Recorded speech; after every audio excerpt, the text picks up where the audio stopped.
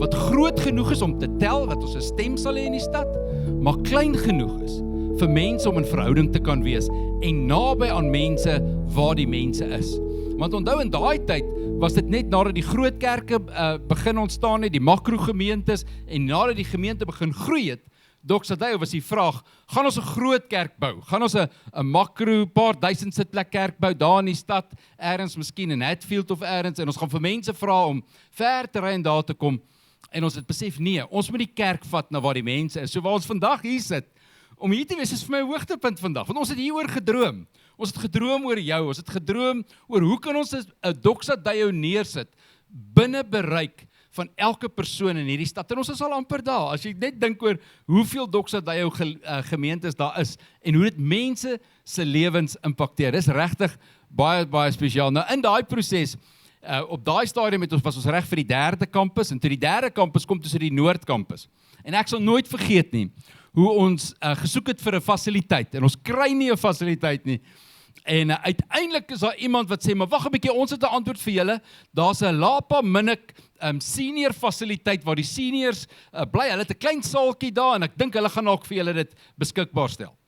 Jong, en ek dogte, o heerlikheid, Here, hoe gaan hierdie werk? In elk geval, ons is toe nou daar by Lapa Minnik in, en John Simons, wat vandag ons leier in Doxadeo is, hy was die aanbiddingsleier op daai stadium, en hulle het nog in die garage in sy huis, het hulle die band gepractice, jy weet, die oefeninge gedoen vir die worship team, en al die goed, en ons is in hierdie klein fasiliteitjie, en ek meen, daar's nie eens kinderkerk fasiliteit, en die kinders hou kinderkerk onder die bome, buitekant, en dis regtig 'n groot challenge, en terwyl ons daar is, dink ek, Here, kan hierdie ooit ordentlike kerk word? Gaan ons ooit ergens hierso kom? En as ek nou terugkyk en ek ry vanmôre verby Kameeldrift kampus en ek sien daai tent en wat die Here gedoen het en hoe amazing dit is, en ek ry hiernatoe en ek sien hoe dit van daar af uitgekring het hiernatoe, en hoe ons vandag hier kan sit, en ons sien hoe die Here besig is om net iets te doen, en al wat ek vir jou wil sê vandag is, dis net 'n incredible voorreg om deel te kan wees van wat God doen. Dat ek nie noodwendig die Here hoef te vra te kom sê wat ek doen nie, maar dat ek en jy sal sê, Here, waarmee is U besig? En hoe kan ek deel word van dit wat U doen? So ja, dit was 'n voorreg, ek ag myself baie, baie gelukkig om aan die binnekant te wees en te kan sien hoe die Here hierdie wonderwerk besig is om uit te rol. Anders ons 'n bietjie van terug af na vorentoe kan kyk. Wat is die goed, as jy vorentoe dink, die moontlikhede van alles wat ontvou, wat is dit wat jou hart die sterkste adresseer? Ja, hierdie ek wil amper sê, en ons het nou net begin. Dit is nou 30 jaar, maar eintlik is dit nou net die begin. En eintlik is hier soveel mooi goed wat nog voor is. So die Here is besig om soveel goed oor die wêreld te doen, eintlik op hierdie oomblik, net om vir jou 'n idee te gee. Ek dink terug, jy weet, toe ons 9,5 jaar FSA toe is, het ons die soos hulle noem, die Global Office for City Changers Movement daar in Fort Lauderdale in Florida gaan vestig. En ons het regtig gegaan, nie omdat ons kwaad is vir Suid-Afrika, of voel ons moet hier wegkom of enige soets nie. Ons lief hierdie land en ons lief die mense van Suid-Afrika, maar ons het 'n missie gehad. Ek het my gesin altyd gesê, it's conviction, not convenience, want glo my, dit is nie so convenient om te immigreer nie. Maar terwyl ons daar is, skep die Here vir ons 'n geleentheid om in 34 lande 'n impak te kan maak met leierskapsopleiding reg oor die wêreld. Ek dink terug aan verlede jaar waar ek in Indië in Mumbai is en ons besig is om vir sakeleiers te leer hoe om die koninkryk van God in hulle besighede in te vat. Ek dink aan Australië waar ons met gemeenteleiers sit en hulle toerus om te sê, hoe gaan ons in 'n post-Christelike Australië ons kerk vestig as 'n meganisme vir God se koninkryk. Ek dink aan net hierdie week was ons bo in Afrika, ons was in Lusaka, in Zambië, ons was in Malawi, ons was in Kenia, kom gisterand terug van Nairobi af, waar daar leiers is wat met baie min moet tevrede wees, maar hoe die Here hulle oprig en ons die voorreg het om vanuit hierdie familie 'n investering te maak in daai leiers se lewens, sodat hulle die koninkryk van God kan bring. Een van die stories net uit Malawi uit, nadat ons van hierdie pastore opgelei het, van hulle begin besef, maar weet jy wat, die Here is nie net besig om ons te gebruik om mense in die hemel te kry nie, maar God het ook 'n plan met mense hier op aarde, en het hulle begin uitreik na jong prostituie in hulle omgewing, wat glad nie werk het nie. Julle weet, ekonomies, Malawi is 'n baie, baie uitdagende plek om in te bly. En hoe hulle begin uitreik het, hierdie dames gehelp het om te restoreer, werk, skills vir hulle gegee het, en hulle uiteindelik gekry het om ekonomies vatbaar te wees, 'n haalbare lewe te kan hê daar in Malawi. Pastore wat nooit eers in daai rigting sou dink nie, is besig om hulle stad te transformeer as gevolg van dit wat die Here vir ons gegee het. So dis baie opwindend om dit te sien. So wat sien ons met dit wat nou gebeur as ons vorentoe kyk? Dan dink ons, heerlikheid, waar is die einde van hierdie ding? Kan dit wees? Julle weet, op hierdie stadium het die Here vir ons 34 lande gegee, maar ons het reeds 'n footprint, met ander woorde aktiwiteite via City Changers vir ons skoolleiers en sakeleiers en pastore oplei in die beginsels wat ons eintlik maar hier in Doxodeo geleer het. Ons het reeds 124 stede in die wêreld waar ons 'n footprint het, waar leiers besig is, en ons wonder of die Here nie vir ons 'n volgende tree wil gee nie. So ons begin droom oor 300 stede. Ons begin droom, Here, hoe kan dit wees dat U kan doen ver bo dit wat ons kan bid of dink, soos wat die skrif vir ons sê, en dit sal 'n wonderlike voorreg wees. So ek wil vir jou sê, baie dankie. Dankie dat jy deel is van hierdie droom. En ek besef, jy dalk op 'n stadium hier ingekom en jy hoor hierdie Doxodeo ding, en waar kom dit nou vandaan, en wat is dit, en eintlik wil jy maar net kerk toe kom. Maar ek wil net vir jou sê, jy is eintlik deel van baie meer. Hierdie is 'n fantastiese droom. En kan dit wees dat die Here hier uit die suidpunt van Afrika 'n droom kom wakker maak het, wat op hierdie oomblik 'n impak het in soveel nasies oor die wêreld, en ek en jy is deel daarvan, en ons is baie opgewonde oor stede wat die Here transformeer met sy heerlikheid, oor die geleentheid wat hy ons gee om in leiers oor die wêreld te kan belê.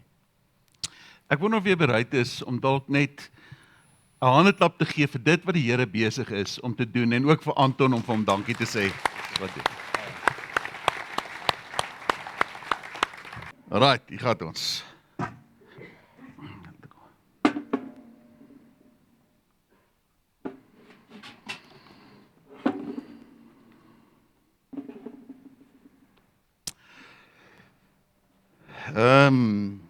Ek is 6 jaar oud, en ek onthou hoe my maale 'n koek gebak het vir my verjaarsdag. Het was so 'n groot ronde sjokoladekoek gewees, en op hom was daar was 'n beursie, en uit die beursie uit het daar geld geval wat so oor die koek geloop het. Dit was vir my, ek sal dit onthou vir die res van my lewe. Ek het al my vriende daar gehad, en ons bure se kinders was ook daar. Ons het 'n vriendegroepie gehad, Gerard, Jors, Hersel, en ons het besluit ons gaan 'n bende begin. Ons het nie 'n naam gehad, 'n geskikte naam gehad nie, so as gevolg van gebrek aan 'n geskikte naam, het ons besluit ons noem dit ook sommer die Boksam bende. Wat ons wel ooreengekom het is, ek sal die kaptein wees. Juffrou Toekie is kwaai. Juffrou Toekie vat jou hier aan die kant van jou hare. Wel, sy het. Dan trek sy dit. Jy moet luister. Monica is oulik. Sy saam met my in graad 1. Ek dink sy's baie cute. En ek het haar tas gedra tot van die klas af, hoewel die gedagte was om dit tot by die hekkie te dra. En toe ek opkyk, toe sien ek my ma en haar jongste boetie staan by die hek. Ek gaan die einde van dit nooit hoor nie. Ek het gemaak of ek struikel en ek het haar tas net daar gelos. My ma en pa sê hulle gaan skei. Ons moet Kimberley toe trek.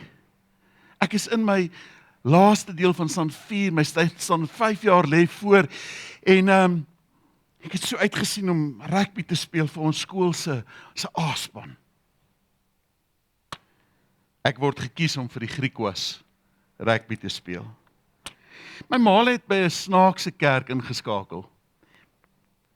Word genoem iets soos die AGS of so, vreemde ouens. Hulle sê hulle het Jesus gevind. Hulle het nooit geskei nie, is nog steeds by mekaar en dien die Here. Die kerk is my weird en ek sukkel om aan te pas. Maar ek het ook Jesus gevind in my hart, my lewe vir hom gegee. Ek is weermag toe. Weermag is lekker. Ek hou van die weermag en soms is dit sommer net stupid. Ek het teologie gaan swat.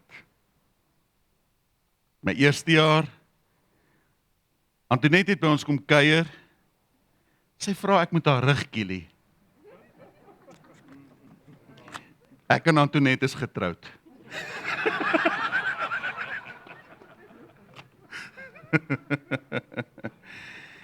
Die kinders word van 'n groot. Die kinders is albei getroud.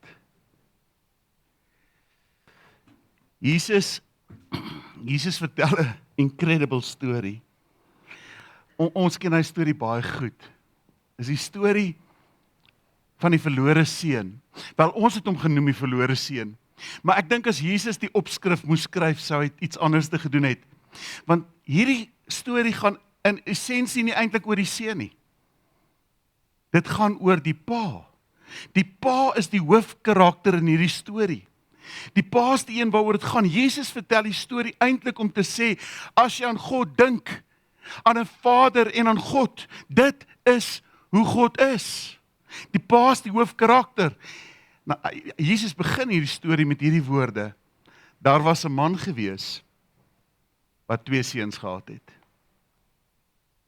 'n Ouer en 'n jonger een. En dan vertel Jesus die storie hoe hierdie jongste seun kom en sê, pa, ek wil graag asseblief nou, die deel wat ek sal kry is ons erf, ek wil dit nou hê.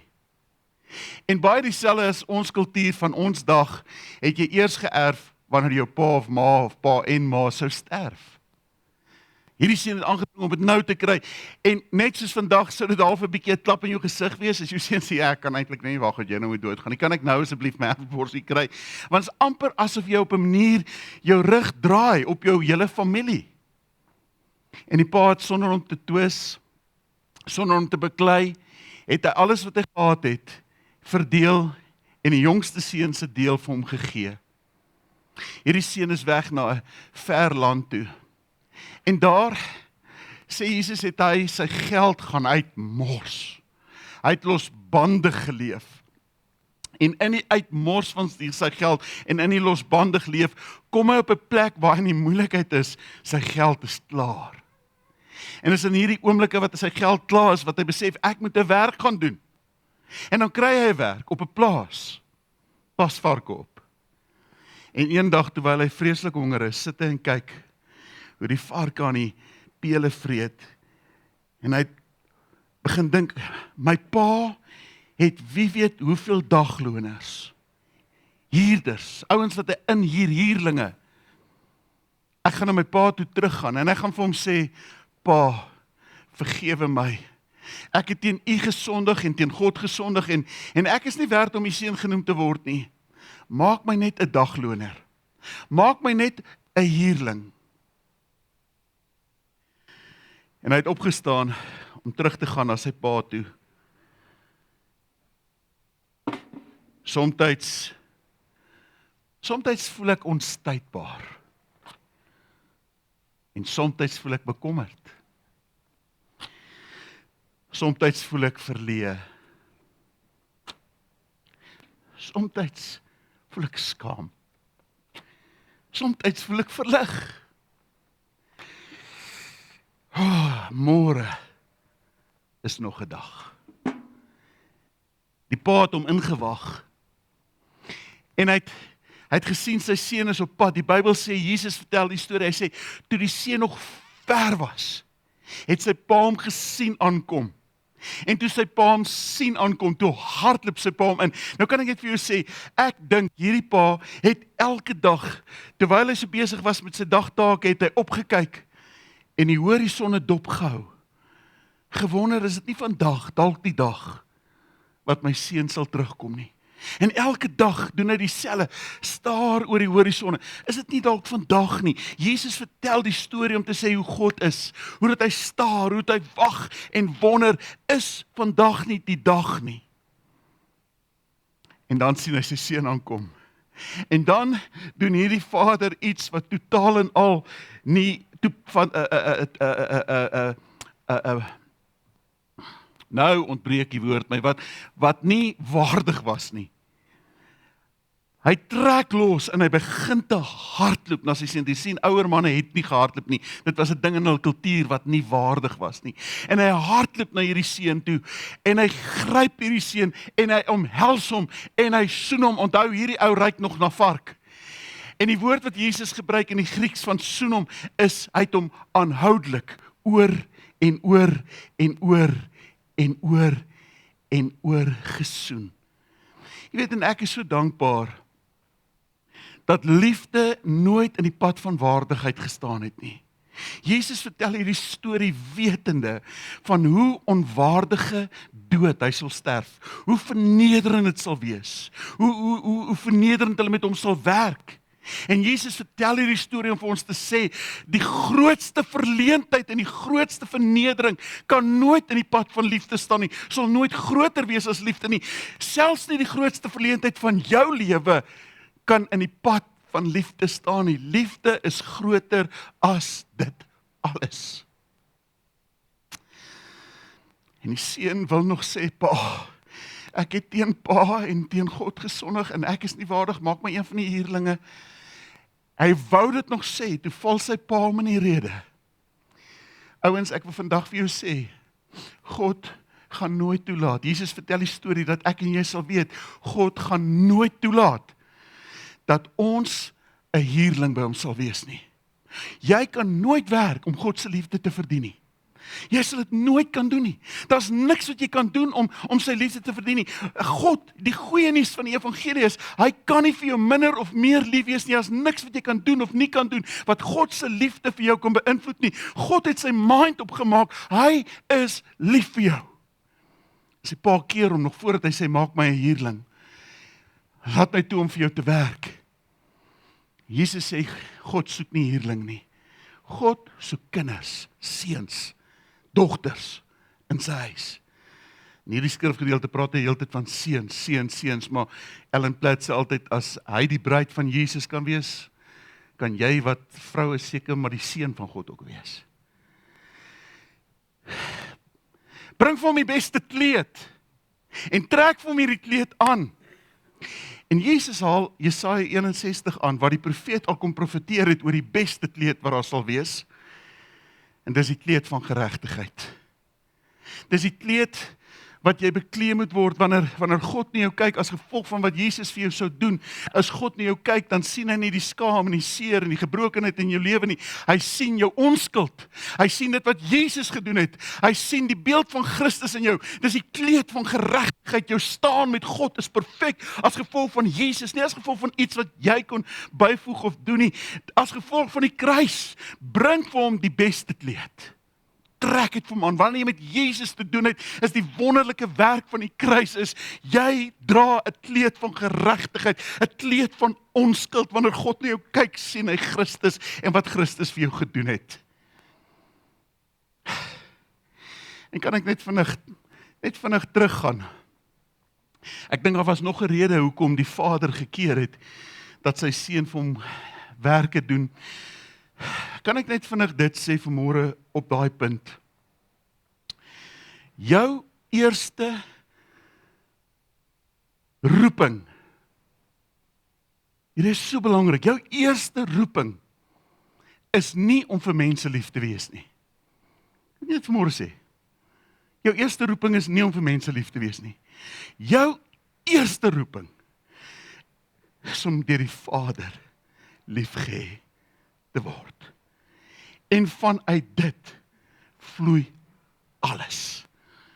Net deur die Vader liefgehê te word. Jy weet, ons praat van stadstransformasie en goeders, en ek is so opgewonde, al die lande waar ons in betrokke is, maar ek wil vir jou sê, as dit nie gebore word uit die liefde van die Vader wat eers te gebeur nie, is ons so op 'n plek waar ons versigtig moet wees, want enigiets wat nie gebore is uit die bewustheid van die liefde van die Vader nie, kan aktiwiteit wees wat net lei na 'n plek van uitbranding. Aktiwiteit sonder krag, sonder inhoud, maar wanneer dit uit die liefde van die Vader se hart kom, is daar krag, daar's dinamika, daar gebeur iets te standhoudend. Dit is nie net iets wat vir 'n maand, 2 maande, 3 jaar, 4 jaar hou nie. Dis iets wat aan en aan beweeg, wat is gebore uit hierdie bron, die liefde van die Vader self. trek vir hom die beste kleed aan, en sit vir hom 'n ring aan sy vinger. 'n Ring het gepraat van, ek is deel van 'n familie, dit het baie keer die seël van die familie opgehaat, ek is deel van 'n familie. Met hierdie ring kan ek koop en verkoop, daar was gesag gewees. Jesus sê, gee hom terug sy gesag, hy is deel van die gesin, deel van die familie, en trek vir ons sandale aan sy voete. Slawe het kaalvoet geloop. Maar as jy 'n seun is, as jy 'n dogter het, en Jesus vertel die storie, hy sê, wanneer jy met God te doen het, dis waartoe hy op pad is met jou lewe. Hy wil hê dat jy in 'n plek sal instap van seunskap. En bring die vetgemaakte kalf, dat ons hom slag en fees vier met die wete dat Jesus self soos 'n lam na die slagpale toe gelei sal word, waar hy 'n vreeslike dood sou sterf. Maar hy het geweet dat in sy sterwe sal daar feesviering losbreek. Eerstens vir elkeen wat sy lewe vir die Here sal gee, sal daar feesviering in die hemel wees, maar ook op 'n oggend soos vanmôre waar ons hier bymekaar is, as kinders van God, seuns en dogters, waar ons saam kan feesvier oor die koning van die konings en oor wat hy vir ons gedoen het. Die ouer broer het nader in die huis gekom en hy het die musiek gehoor. Wat gaan nie aan? Het hy vir een van die slawe gevra. Nee, jou jonger broer is terug en jou vader is so bly dat hy het opdrag gegee dat die vetgemaakte kalf geslag moet word en ons moet fees vier. Want hy wat verlore is terug. En die ouer broer het aanstoot geneem. Pa, ek is nie meer tevrede nie. Vir soveel jaar is ek in jou huis. Vir soveel jaar dien ek jou met my hele hart, met alles. En jy het nog nooit 'n vetgemaakte kalf vir my geslag of iets vir my gedoen nie. My seun, jy's reg, jy's in my huis. En hoe het jy dit gemis? Want alles wat myne is joune. Paulus het 'n gemeente geplant in Korintiërs. Dit is 'n wonderlike gemeente gewees. Hy het hulle geken, persoonlik, verhouding met hulle gehad, geweet wie hulle is. En as jy kyk na die gemeente, dan sien jy, wow, daar was geestelike gawes gewees, daar was kragtige aanbidding gewees, daar was hierdie bonatuurlike ervarings gewees. Maar dan kom Paulus en hy sê hierdie woorde vir hulle in 1 Korintiërs 3 vers 1. En jy is welkom om dit in jou Bybel te lees. Ek kon julle nie aanspreek as mense wat volgens die Gees leef nie, maar as vleeslik, soos klein kindertjies in Christus.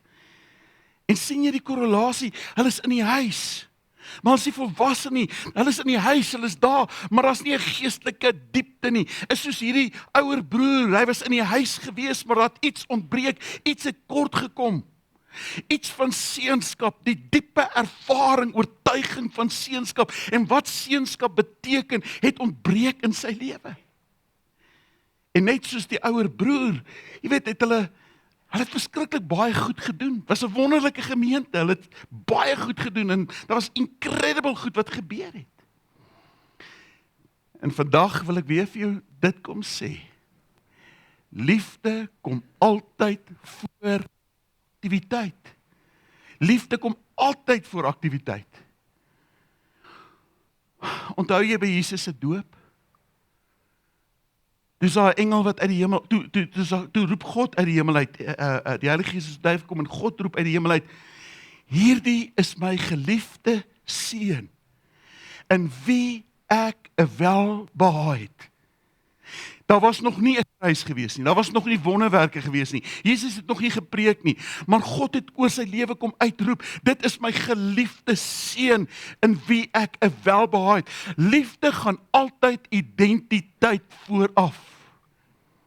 En identiteit gaan altyd bediening vooraf. Jy is geliefd, leef daaruit. Ons het vanmôre 'n groepering van ouens hier by ons wat kom kuier het, uit die gemeenskapspolisieeringsforum.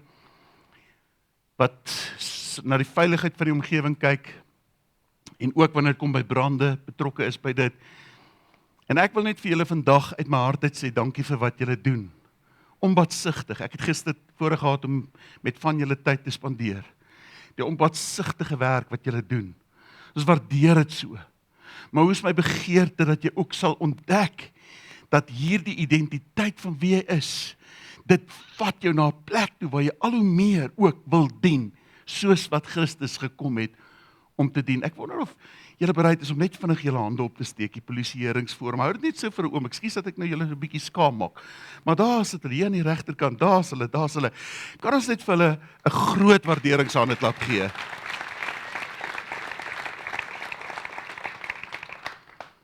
Jy is geliefd, leef daaruit. Hoor hoe bid Jesus, Johannes 17:22-23. Ek het aan hulle die heerlikheid gegee wat U my gegee het. Van wie praat hy? Van ons, van die gelowiges.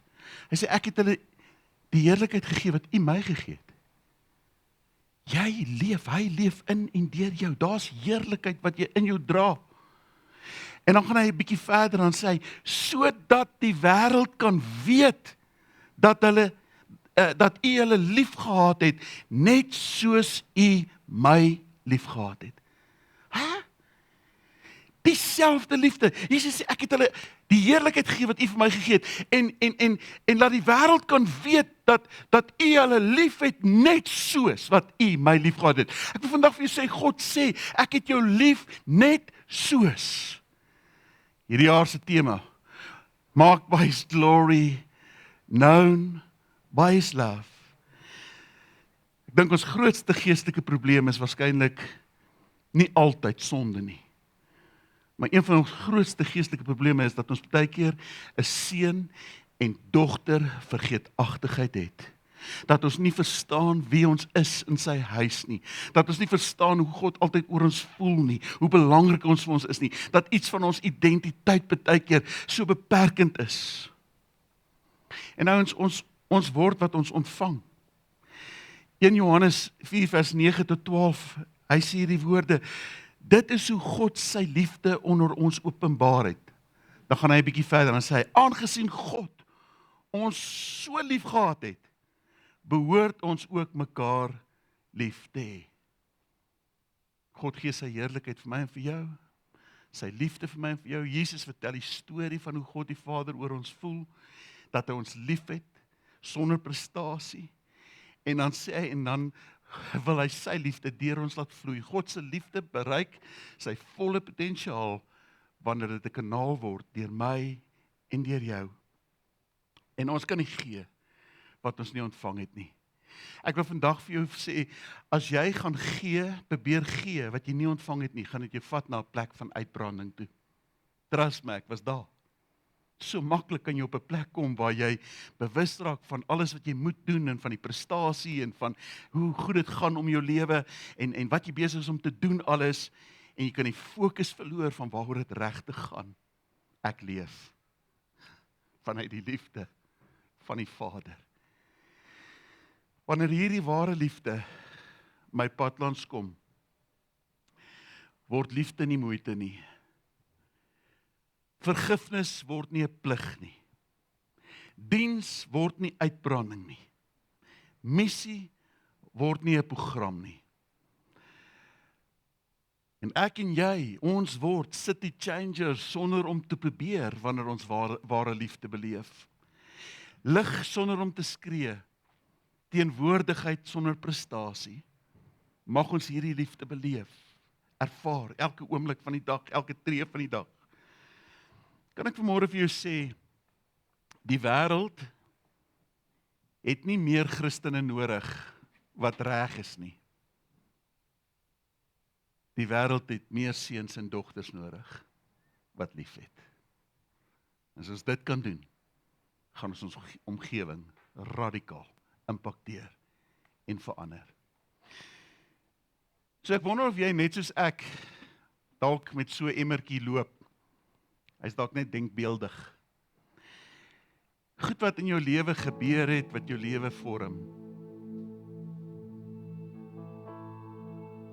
Party goed is baie goed, ander is challenging. En op 'n manier vorm dit jou lewe, hoe jy dink, dit definieer wie jy is en jou identiteit. Maar as jy mooi luister na die storie van die Vader, verhaal van die Vader, hoe die Vader voel, dan hoor jy vanmôre hoe dat die Vader sê, ek wil alles vir jou wees. Ek wil jou identiteit vorm. Ek wil jou vul met my liefde. Jy hoor vanmôre hoe hy sê, kom vir 'n oomblik en alles wat so domineer wie jy is, raak so 'n bietjie ontslaan net van dit. Sal nooit uit jou lewe uit wegraak nie. Maar verander die fokus. En kom sê, Here, kom vul my lewe. Vul my lewe met u heerlikheid, dieselfde heerlikheid as wat Jesus gedra het. En wees my net so lief soos wat u vir Jesus was. Eintlik hoef ons dit nie te bid nie, want Jesus het dit klaar gevra. Jesus het dit klaar gebid. Hy het dit vir my en vir jou gebid. Hy het klaar gesê dat u hulle lief sal hê, soos dat u my gelief gehad het en dat almal dit sal weet. Eintlik moet ons vanmôre sê, maak my bewus, Here, van u heerlikheid. Help my om bewus te raak van u liefde in my. Help my dat dit my identiteit sal vorm van wie ek is. Dat dit nie harder sal praat as al die ander goed wat in my lewe alreeds gebeur het nie.